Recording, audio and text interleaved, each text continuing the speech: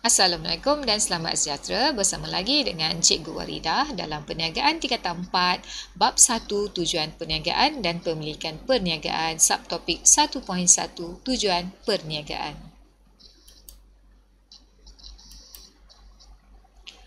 Tujuan perniagaan adalah untuk menawarkan barang atau perkhidmatan. Apa yang dimaksudkan dengan barang?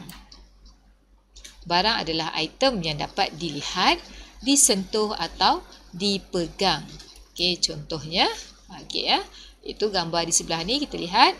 Contohnya yang diberi adalah makanan dan juga telefon pintar. Itu adalah barang sebab dia boleh dilihat, sentuh dan dipegang. Manakala perkhidmatan pula adalah aktiviti yang dilakukan oleh seseorang atau sekumpulan individu yang memberi manfaat kepada orang lain. Contohnya, di sini dalam bidang perubatan, iaitu individu yang didapati di sini doktor yang memberikan perkhidmatan perubatan. Dan akhir sekali adalah gabungan barang dan perkhidmatan. Itu adalah antara tujuan perniagaan. Apa yang dikatakan gabungan barang dan perkhidmatan ialah contoh jika anda berkunjung ke kedai kopi, contohnya seperti anda pergi ke Starbucks, anda dapat membeli barang fizikal iaitu roti dan kopi. Di samping menerima perkhidmatan dalam bentuk layanan yang diberikan oleh pelayan di premis tersebut. Itu yang dikatakan gabungan barang dan perkhidmatan.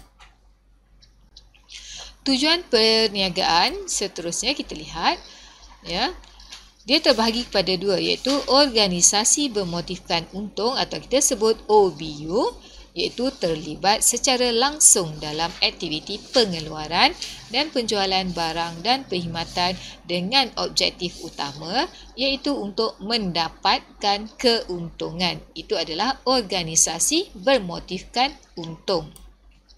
Contoh di sini, Cikgu pasti ramai yang tahu kedai Jekyll, ni Jekyll Mall. Jekyll Trading Sdn Bhd merupakan contoh organisasi yang berjaya membantu melahirkan ramai usahawan muda dalam industri tekstil di Malaysia. Itu adalah OBU. Kepentingan keuntungan kita akan lihat di sini. Kenapa OBU mementingkan keuntungan? Pertama adalah untuk mengukur tahap prestasi dan menentukan hala tuju sesebuah perniagaan. Kedua, untuk mengembangkan dan memastikan kelangsungan perniagaan. Tujuan ketiga, membolehkan sesuatu organisasi perniagaan menjalankan tanggungjawab sosial dengan menyumbangkan keuntungan semula kepada masyarakat. Okey, contoh yang diberi di sini, kita lihat di sini, pemaju membina tempat rekreasi. Dia membina tempat rekreasi setelah berjaya menjual pembangunan perumahan yang dijalankan. Seterusnya adalah organisasi bukan bermotifkan untung, iaitu OBBU. Apa yang dikatakan dengan OBBU? Definisinya adalah organisasi yang memenuhi keperluan awam dalam pelbagai bidang termasuk bidang pendidikan, keagamaan, sosial dan budaya. Okey, contoh di sini adalah Pertubuhan Kebajikan Anak Yatim dan Asnaf, Iman dan Amal. Kalau kita lihat di sini, ini adalah untuk ini adalah untuk anak yatim dan asnaf yang tidak bermotifkan untung langsung. Dan contoh kedua, cikgu beri di sini adalah ini adalah Persatuan Menjaga Kebajikan Haiwan Kebangsaan Malaysia, Love All Life. Ini adalah merupakan OBBU. Matlamat penubuhan organisasi OBBU adalah untuk meningkatkan penglibatan sektor awam dalam kegiatan kemasyarakatan.